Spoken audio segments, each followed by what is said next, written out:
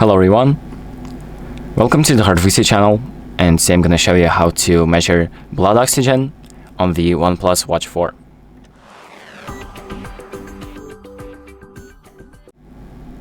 So if you want to measure your blood oxygen with your watch and have it displayed in your Health app, I'm going to show you how to do it. So the first thing that we're going to do is open up our Health app and then go to Device, and make sure that you have your watch paired to your phone before you do this. So once you have that, we can scroll down to Workout and Health, then scroll down again to SpO2 tracking, and enable the SpO2 tracking option.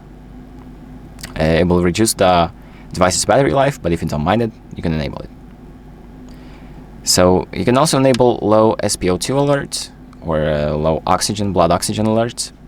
So if you want to, you can enable that to track your oxygen and notify you if your blood oxygen is low.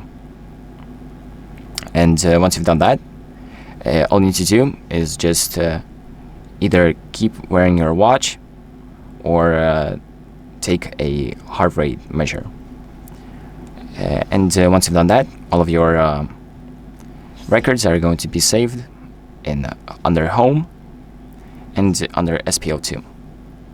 So just keep wearing your watch. It's going to track your data and put it in this section right here, and you can see it. And that is pretty much it for this video. So thank you for watching. I hope this video helps you, and make sure to like and subscribe.